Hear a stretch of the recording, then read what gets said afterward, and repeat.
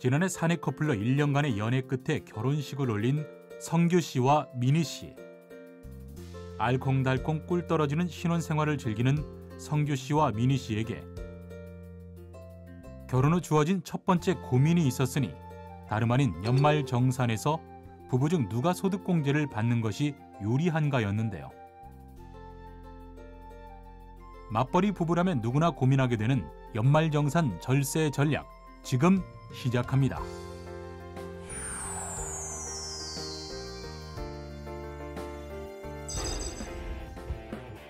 부부 각자의 연간 소득금액 합계액이 100만 원을 초과하는 맞벌이 부부의 경우에는 서로에 대해 기본 공제가 불가능합니다.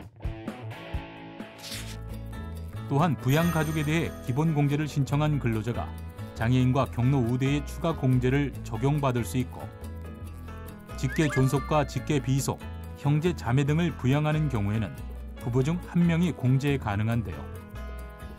따라서 맞벌이 부부가 중복해서 공제를 받는 것은 불가능합니다.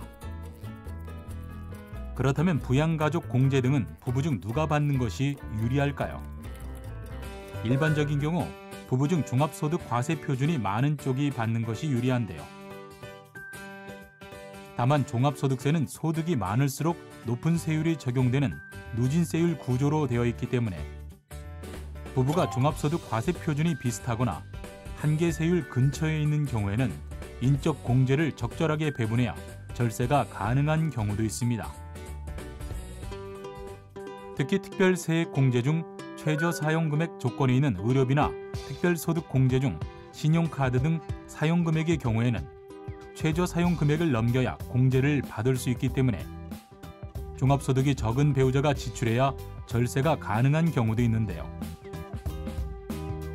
이때 소득이 있는 배우자를 위해 지출한 의료비는 지출한 본인이 공제 가능하며, 다만 교육비의 경우 근로자가 기본 공제 대상 부양가족을 위해 지출한 교육비는 공제 가능하지만 소득이 있는 배우자를 위해 지출한 교육비는 공제가 불가능합니다.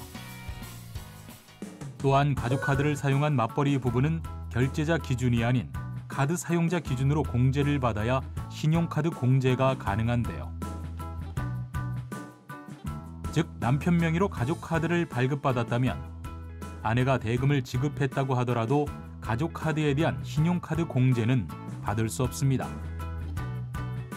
또한 부양가족의 신용카드 사용금액은 부양가족을 기본 공제 받는 근로자가 공제 가능하며, 부양가족이 지출한 기부금도 부양가족에 대한 기본 공제를 받는 근로자가 공제 가능한데요.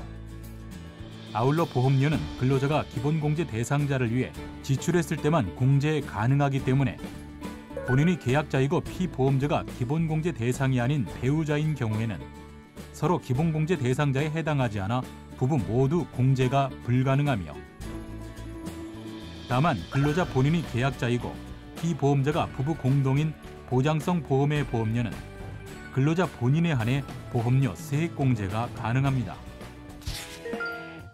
한편 국세청은 맞벌이 부부의 연말 정산을 위해 홈택스에서 부부가 각각 공제 신고서를 작성해 예상 세액을 확인해 볼 수 있도록 하고 있는데요. 누가 소득공제를 받아야 유리한지 잘 살펴서 마지막까지 똑소리 나는 연말 정산하시기 바랍니다.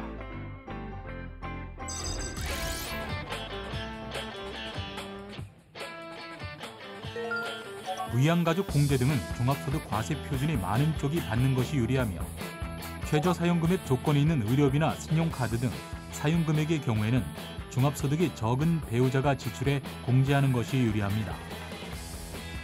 또 소득이 있는 배우자를 위해 지출한 의료비는 지출한 본인이 공제 가능하며, 소득이 있는 배우자를 위해 지출한 교육비는 공제가 불가능합니다. 이 밖에도 가족카드를 사용한 맞벌이 부부는 카드 사용자 기준으로 각각 공제 가능하며, 본인이 계약자이고 피보험자가 기본 공제 대상이 아닌 배우자인 경우에는 서로 기본 공제 대상자에 해당하지 않아 부부 모두 공제가 불가능합니다.